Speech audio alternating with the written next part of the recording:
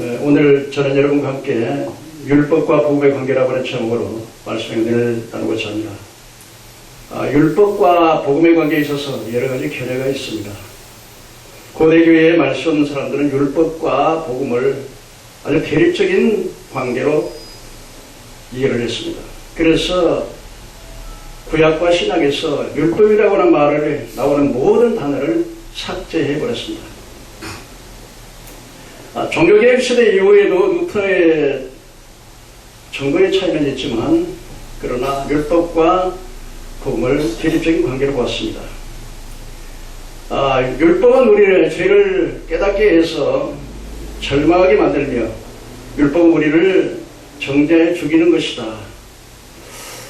물론 당시의 중세시대의 상황을 보면은 중세의 로마 카톨릭이 전적으로 부패하고 위덴베르크의 95개 조항의 조항을 해서 반박을 했을 때 그때 당시 상으로서는 로마의 교황들에게 전통과 율법주의, 그래서 오직 구원은 믿음으로만 받는다고 하는 말을 강조하게 되었습니다. 또 이에 더 한 걸음 더 나가서 어떤 사람은 그리스도가 오심으로 말미암아 율법이 완전히 폐지됐다고 말하고 있습니다. 신약시대에서는 오직 그리스도의 법과 사랑만이 따름이라고 주장을 합니다. 그래서 이들에 가면 신약시대 성도들은 더 이상 율법을 기울일 필요도 없고 또 율법을 지킬 필요도 없다. 오직 사랑의 원리에 따라서 행하기만 하면 된다. 그래서 이제는 그리스도 안에서 우리가 완전히 자유케 되었기 때문에 율법의 속박에서 완전히 벗어났다. 이렇게 주장하게 됨으로 말미암아 율법 폐지론을 주장하게 되었습니다. 그런가 하면 또 어떤 사람들은 구약을 엄격히 지키는 신앙의 전수로 파악을 하고 문자 그대로 안식일을 밭도 짓지 않고 또 차도 타지 않고 그래서 구약에 기록된 대로 자기를 지키는 것을 중요하게 생각했습니다.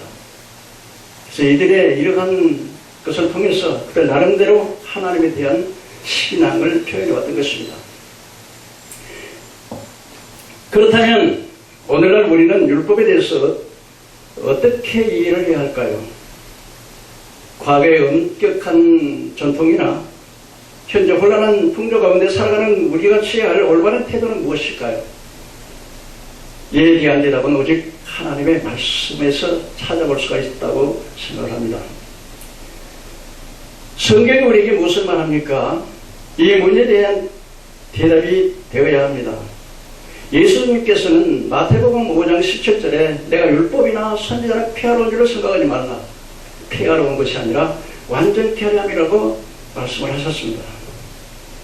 따라서 우리는 율법과 예수님의 관계가 폐함의 관계가 아니고 완전한 관계를 알 수가 있는 것입니다. 이것은 율법과 복음의 관계도 대립이나 폐지가 아니라 완성의 관계임을 말해주고 있습니다. 첫째로 율법의 완성의 의미. 그렇다면 여러분, 율법의 완성의 의미가 무엇일까요? 예수님께서는 율법을 완성하셨다고 할 때 이것은 구약의 율법을 거기에 대해서 무엇을 더해가지고 완성했다는 뜻이 아닙니다. 그렇다면 그것은 하나의 보충의 의미밖에 될 수가 없습니다.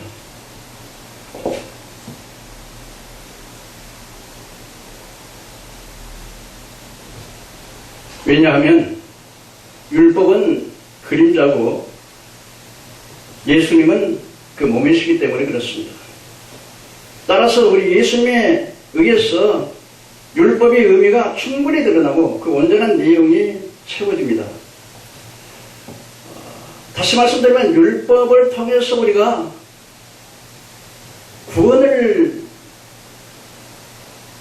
받을 수가 없고 율법을 통해서 죄를 깨달아서 그리스도께 인도하는 몽학선생의 역할을 율법이 하는 것입니다. 그래서 율법의 완성이라고 하는 것은 바로 율법을 통해서 우리가 연약해서 율법이 거룩하고 흠이 없고 사랑의 복음이지만 그럼에도 불구하고 우리 인간의 연약 율법을 지킬 수 없는 것을 예수님이 율법을 완성하심으로 이루심으로 이제 우리는 그 믿음을 통해서 하나님께 의롭게 나갈 수 있는 길이 열려졌다고 하는 사실을 보여줘서 예수 그리스도 안에서 이제 이 율법이 완성되었다 하는 것입니다. 둘째로 여러분, 율법의 성취입니다. 예수는 먼저 율법에 대해서 자신의 기록된 대로 이루셨습니다. 구약의 선지자나 제사장들이나 구약의 모든 율법에 말하는 그 예언을 예수님이 그 삶 속에서 그대로 이루어졌습니다. 예를 들면 예수님이 동정녀 탄생, 그리고 애굽에 피난 가는 사실, 그리고 십자가에 죽으신 사실은 구약의 선지자들이 말씀한 율법대로 그대로 다 이루어졌습니다. 뿐만 아니라 예수님께서는 율법의 계명들이 다 지켜 행하심으로 율법의 요구를 다 이루셨습니다. 즉 율법에 대한 완전한 순종의 삶을 삶으로 하나님의 의를 충족시켜 드렸습니다. 뿐만 아니라 그는 죄 없는 하나님의 아들로서 우리 죄를 대신 짊어지시고 십자가에서 정죄를 당하셨습니다. 그 이유는 바로 율법의 요구를 우리 안에서 이루어지도록 하기 위함이었습니다. 로마서 8장 3절에 우리 인간이 욕심의 인악함으로 하여서 율법의 요구를 다 이루지 못하는, 그래서 늘 정죄 아래 있었고 고통과 저주 아래 있었으나 하나님께서 자기 아들을 이 땅에 보내셔서 율법의 정죄를 대신 당케 하심으로 율법의 요구를 이루신 것입니다. 로마서 8장 1절 4절에 보니까 그러므로 이제 그리스도 예수 안에 있는 자는 결코 정죄함이 없나니 그러므로 성령의 생명의 법이 죄와 사망의 법에서 우리를 해방하였다고 말씀하셨습니다. 로마서 8장 3절에 율법이 육신으로 말미암아 연약하여 할 수 없는 그것을 하나님은 하시나니 곧 죄로 말미암아 자기 아들을 죄 있는 육신의 모양으로 보내어 죄를 정하사 육신을 따르지 않고 영을 따라 행하는 우리에게 율법의 요구가 이루어지게 하려 하심이라고 했습니다. 그래서 예수님께서는 십자가에서 다 이루었다고 말씀하셨습니다. 이것은 우리가 더 이상 율법을 통해서 구원받으려 할 필요가 없으며 예수 그를 믿음으로 말미암아 구원받는 길이 열린 것을 의미합니다. 이런 의미에서 그리스도는 모든 믿는 자의 의를 이루기 위해 마침이 되셨다고 로마서 10장 4절에 말씀을 하고 있습니다. 여기서 율법의 마침이란 율법의 폐기를 의미하는 것이 아니라 유대인처럼 자기의 의를 이루기 위해서 율법의 계명들을 지킴으로 의롭다함을 받으려는 모든 노력의 종지부를 찍는다는 것입니다. 셋째로 율법의 원리의 회복입니다. 나아가서 예수님은 율법의 원리의 의미를 충분히 드러내셨습니다. 그리스도께서 오셔서 우리의 의가 되어주심으로 말미암아 우리의 죄를 정죄하여 저주하는 기능으로서 율법의 역할은 끝이 났습니다. 이로써 율법의 모든 기능이 다 없어진 것은 아닙니다.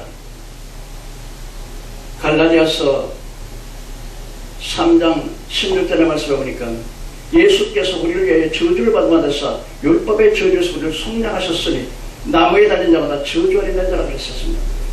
여러분, 십자가에 달리는 것은 저주의 상징이었습니다. 그러므로 예수님께서 우리 저주를, 율법의 저주를 속량하기 위해서 주님이 친히 저주의 십자가에 달려 돌아가셨습니다. 이는 믿음으로 말미암아 약속의 성령을 받게 하려 하심이라고 말씀을 하고 있는 것입니다. 그래서 이 율법은 이제 예수 그리스도 안에서 완전히 이는 자기의 저주의 그 기능은 끝이 났습니다. 그러나 율법이 완전히 폐지했다고 말한 율법이 완전히 폐지된 것은 아니라는 것입니다. 이것은 사도 바울이 믿음으로 말미암아 율법을 피하는 것이 아니라 도리어 굳게 세운다고 로마서 3장 31절에 말하고 있습니다. 로마서 3장 25절에 이 예수를 하나님이 그의 피로써 믿음으로 말미암아 화목 제물로 삼으셨으니 이는 하나님께서 길이 참으시는 중에 전에 지은 죄를 간구하심으로 자기의 의로우심을 나타내시고 이때 자기도 의로우시고 하나님의 공의도 이루시고 믿는 자를 의롭게 하려 하심이라고 말씀을 하시는 것입니다. 그러면 무슨 법이로냐 행위로냐 아니라 오직 믿음의 법으로 그러므로 사람은 의롭다 하심을 얻는 것은 율법의 행위에 있지 않고 믿음으로 되는 줄을 우리가 인정하느라고 하나님은 유대인이 하나님이냐 또한 이방인이 하나님도 되신다는 겁니다. 진실로 이방인이 하나님도 되시느니라. 할례자도 믿음으로 말미암아 무할례자도 믿음으로 말미암아 의롭다 하실 이는 하나님 한 분이신데, 그런즉 우리가 믿음으로 말미암아 율법을 파괴할 수 있느냐? 그럴 수 없느니라. 도리어 율법을 굳게 세운다고 그랬어. 우리가 믿음으로 의롭다함을 얻기 때문에 이제 율법이 완전히 폐지되느냐? 아니라는 겁니다. 도리어 그 율법을 굳게 세운다고 말하고 있습니다. 이 율법이란 말은 히브리 말로 토라라고 하는 것으로 그 원래 가르침, 교훈의 뜻을 가지고 있습니다. 이 사실을 알 수 있는 것 같이 율법은 원래 우리 생활에 안내자가 되고 길잡이가 되기 위해서 주어진 선한 것입니다. 문제는 우리가 죄에 빠졌을 때 이 율법을 다 지킬 수가 없었다는 데 있습니다. 그래서 우리는 도리어 율법의 정죄를 받아 저주와 멸망에 이르렀습니다. 그러나 예수 그리스도의 은혜로 말미암아 율법의 정죄에서 해방된 우리에게는 이제 율법은 다시는 원래 선한 기능이 회복된다는 것입니다. 그래서 거듭난 신자들의 생활을 인도해서 지도하는 역할을 하게 됩니다.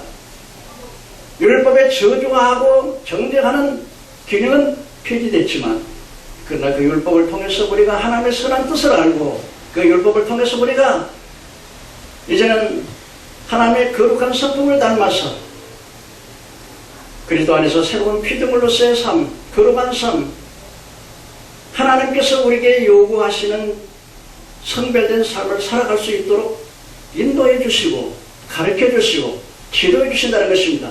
그렇기 때문에 이제는 이 율법을 우리가 굴종의 의미에서 율법을 지키는 게 아니라 하나님 감사하는 마음으로 예수 그리스도 안에서 이 율법을 지키는 것은 바로 하나님의 뜻을 행하고 성도로서 마땅히 거룩한 삶을 살아갔는데 반드시 필요한 것이 율법이라는 것입니다.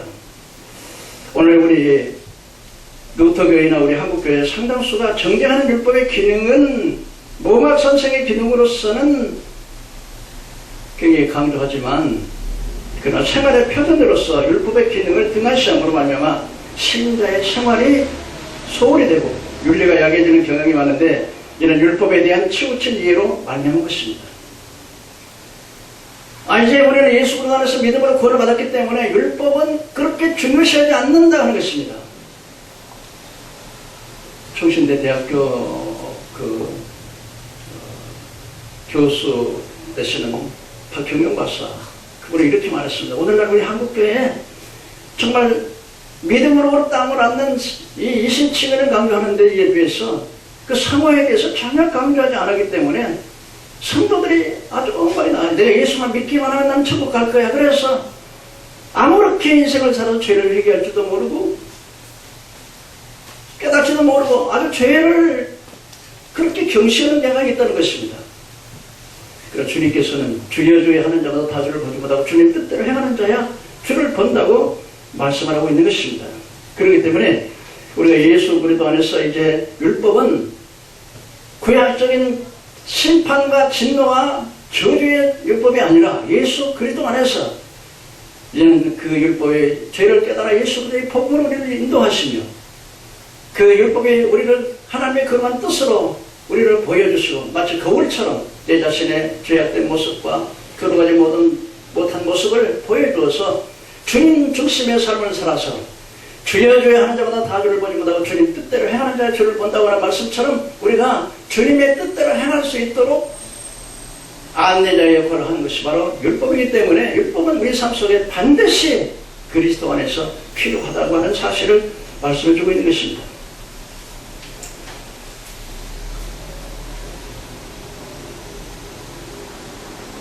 넷째로 그리스도 안에서 이해된 율법입니다. 그러나 그렇다고 해서 모든 구약의 계명들 문자 그대로 오늘날 우리에게 시행되어야 한다는 것은 아닙니다. 이런 것은 유대교나 안식교에 주장하는 것으로 사실상 그리스도를 부인하고 율법을 다시 율법으로 돌아가려고 하는 그런 것이 됩니다. 만약에 여러분 문자 그대로 구약의 유대인들이 지키는 율법처럼 우리가 그 율법을 지켜야 된다면 바로 그리스도께서 헛되이 죽으셨다. 그래서 다시 율법주의로 돌아가게 되는 것이다. 이것을 우리가 알아야 되겠습니다. 그래서 바울은 이러한 유대주의자들을 강력히 반대했습니다. 너희가 달과 날과 저기와 해를 삼가 지키니 내가 너희를 위하여 수고한 것이 헛될까 두려워하노라 하여도록. 갈라디아서 4장 10절 11절. 나아가서 이러한 유대주의적 노력은 하나님의 은혜에 피하는 것이며 그리스도의 죽음을 헛되게 만드는 것이라고 말하고 있습니다. 내가 하나님의 은혜를 피하지 아니하노니 만일 의롭다는 것이 율법으로 말미암았으면 그리스도께서 헛되이 죽으셨느냐고 갈라디아서 2장 21절에 말씀하고 있습니다. 따라서 우리는 구약의 계명을 그리스도 안에서 이해를 해야 되는 것입니다. 안식일의 계명도 그리스도 안에서 이해를 해야 되는 것입니다. 안식일의 주인은 바로 그리스도. 우리의 삶은 그리스도를 위해서 온전히 헌신하는 신앙의 표현으로 안식일을 보내야 될 것입니다. 두려움과 금지의 소극적인 안식일 개념으로 지킬 것이 아니라 기쁨과 선영의 적극적인 안식의 개념으로 바꿔야 하는 것입니다. 물론 이러한 신학적 안식의 개념에는 뭐 일상적인 상거래라든지 또 자기를 위한 시간 사용이라든지 세상의 쾌락을 당연히 그런 것 배제돼야 되겠죠. 왜냐하면 이런 것은 온전한 당신이 요구하고 있는 신학적 수준에도 미치지 못하기 때문에 그렇습니다. 어떻게 보면 구약의 율법보다는 신학의 그 복음이 훨씬 더 엄한 것을 알 수 있습니다. 여러분, 구약에는 살인하지 말라고 했을 때 사람을 죽이지만 않으면 죄가 정죄되지 않았습니다.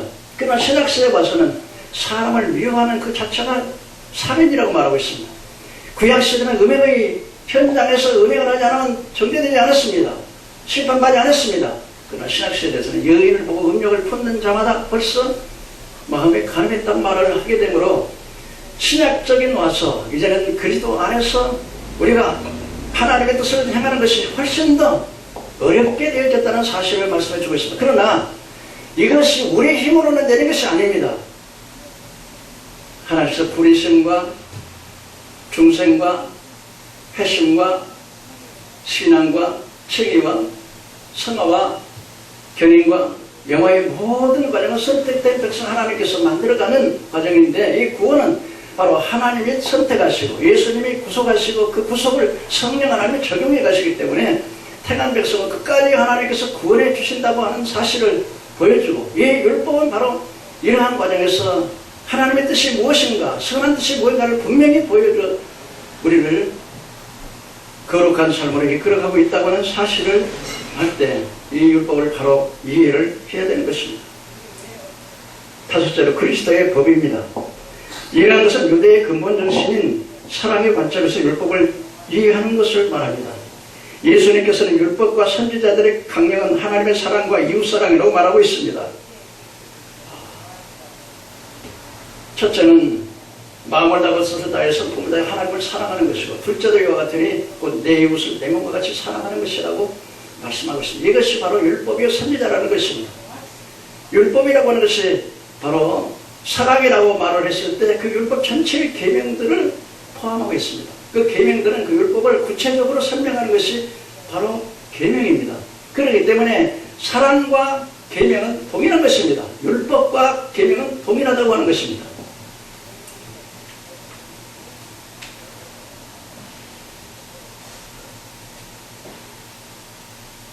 뿐만 아니라 우리 십계명도 한 도덕적 주관에서 순종을 해야만 하는 것입니다. 이제 결론적으로 말씀을 드리겠습니다. 율법과 복음의 관계를 바로 인식하지 못할 때 신앙생활에 잘못된 신앙을 빠지는 폐단이 갖게 되므로 율법과 복음의 관계를 바로 이해하는 것이 매우 중요합니다. 율법은 죄를 깨달아서 복음과 그리스도 안으로 앞으로 인도하는 몽학선생의 역할을 합니다. 마태복음 5장 17절에 내가 선지자나 율법을 폐하는 것이 아니라 완전케 하려 하심이라고 말씀하셨습니다. 그러면 율법을 폐하셨으니 율법은 완전하고 거룩하고 선한 것이지만 사람이 육신으로 약하기 때문에 율법의 저주 아래 있었고 율법을 다 지킬 수 없기 때문에 예수 그리스도께서 율법을 완성하심으로 율법의 저주에서 해방되었습니다. 이제 율법은 우리를 정죄하는 율법이 아니라 율법의 행위로 구원을 받지 못하면 믿음으로 구원을 받는 길을 열어놓으셨습니다. 그러므로 믿음으로 구원을 받았으니 율법이 폐하여졌느냐? 오히려 율법을 굳게 선담만 하고 있는 것입니다. 이제 이 율법의 정죄의 기능에서 하나님의 선한 뜻을 알려주고 율법은 그리스도 안에서 지킴으로 성화적 기능으로 축복을 받게 되고 온전한 성도에 만들어간 것이 필요한 것입니다. 그래서 우리가 율법의 피지론자가 되어서 율법을 무시하는 그런 사람이 되서는 안 되고, 또 그렇다고 해서 율법 주의를 세워서 정죄의식을 가지고 살 필요는 없습니다. 이 율법의 근원이신 하나님 사랑, 이웃 사랑, 그래서 율법과 복음의 관계를 바로 이해해서 성숙한 그리스도인이 되시기를 주의 이름으로 축원합니다. 아멘.